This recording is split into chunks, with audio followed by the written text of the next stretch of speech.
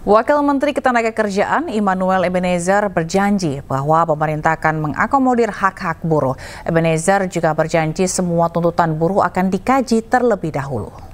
Kita akan kolaborasi dengan kawan-kawan serikat pekerja dan buruh ya.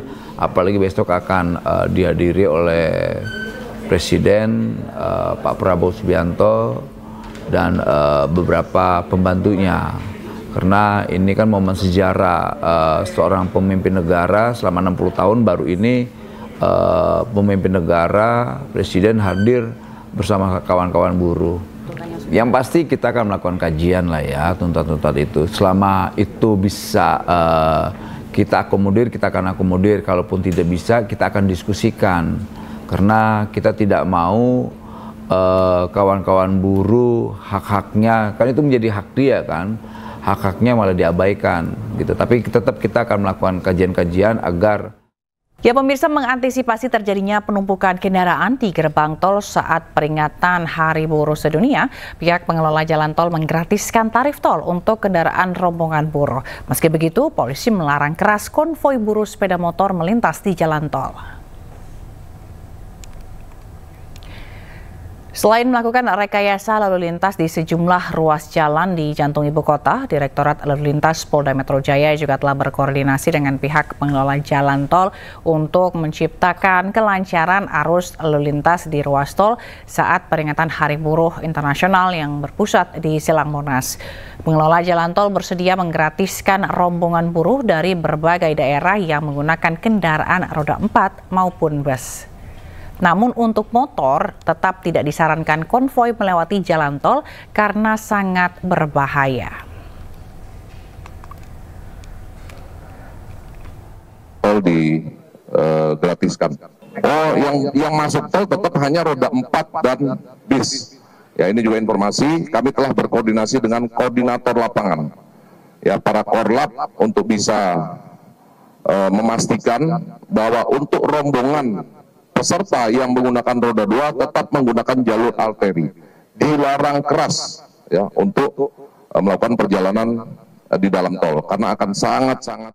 Pemirsa, peringati Hari Buruh 2025, ratusan buruh menggelar aksi Long March menuju Jembatan Layang Makassar, Sulawesi Selatan.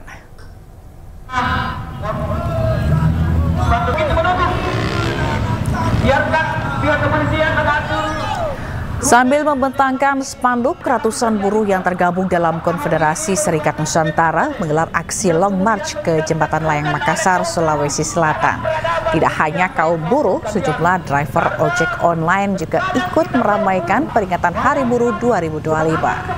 Dalam momentum ini, buruh menyuarakan sejumlah tuntutan, seperti pembentukan Satgas PHK, merealisasikan upah layak, hingga mendesak pengesahan Undang-Undang Pengakuan dan Perlindungan Masyarakat Hukum dan Adat. Banyaknya masa aksi yang berunjuk rasa membuat arus lalu lintas di bawah flyover Makassar ditutup sementara.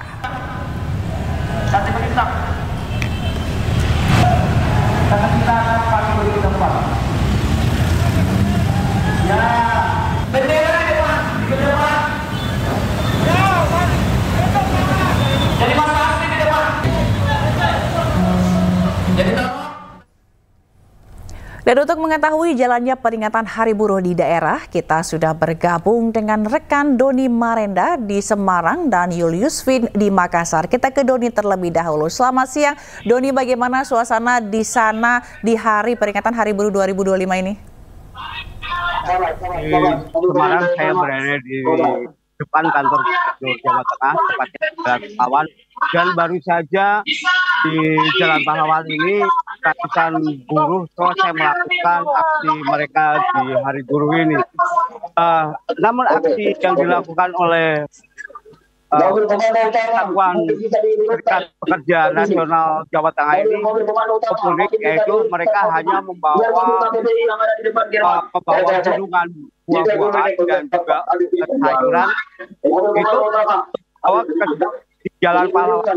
Mereka kaum perempuan, guru perempuan mengenakan pakaian kebaya. Dan itu cukup unik untuk mereka yang guru yang biasanya berlangsung tapi kali ini berlangsung cukup damai dan sudah selesai pelaksanaannya itu.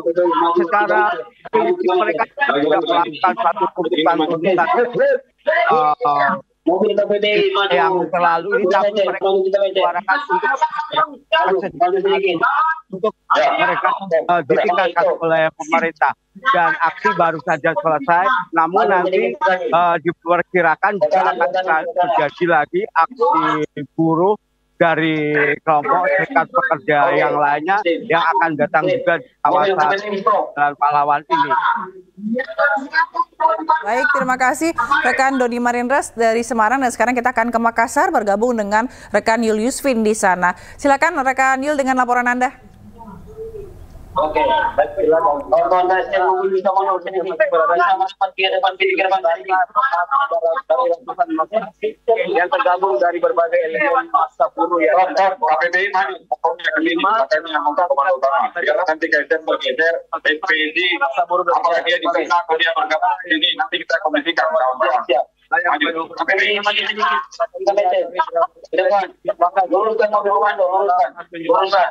Dan kita tunggu kawan-kawan akan teman. Kawan-kawan masa ini yang kendaraannya berada di belakang mobil komando KSN bilang oke, ambil juga motornya, dikatakan ke depan mobil komando utama. Baik, sayang sekali suaranya terdengarnya agak kurang jelas begitu. Terima kasih rekan Yul Yusfin dari Makassar, dan sebelumnya ada rekan Doni Marindra dari Semarang atas laporan Anda. Terima kasih teman-teman, selamat bekerja kembali. Ya pemirsa, Wakil Ketua DPR Sufmi Dasko Ahmad mengatakan pemerintah akan membentuk Satuan Tugas Pemutusan Hubungan Kerja atau Satgas PHK. Hal ini diungkapkan usai pertemuannya dengan perwakilan Serikat Buruh di Kompleks Senayan, Jakarta. Ya, kami sudah memberikan masukan kepada pemerintah dan juga kemudian kami sudah bersama-sama bicara dengan pimpinan Serikat Pekerja. Bagaimana kemudian kita bersama-sama membentuk satuan tugas untuk memitigasi apabila akan terjadi pemutusan hubungan kerja di satu perusahaan atau pabrik misalnya begitu. Dan ini kita sedang matangkan terus sehingga kemudian apabila itu sudah berjalan mudah-mudahan bisa meminimalisir. Pemerintah juga berjanji akan menindaklanjuti tuntutan para buruh, salah satunya terkait permasalahan PHK. Hal itu disampaikan Menteri Sekretaris Negara Prasetyo Hadi pada peringatan Hari Buruh 2025 di kawasan Monas, Jakarta. PHK kita intensif dalam beberapa minggu terakhir ini untuk merumuskan substansi apa yang sebaiknya masuk di dalam proses mitigasi PHK, karena kita inginnya komprehensif. Kita tidak ingin hanya bermain di ujung, menangani ketika sudah PHK, kita tidak. Kita pengennya sejak hulu kita rancang sedemikian rupa.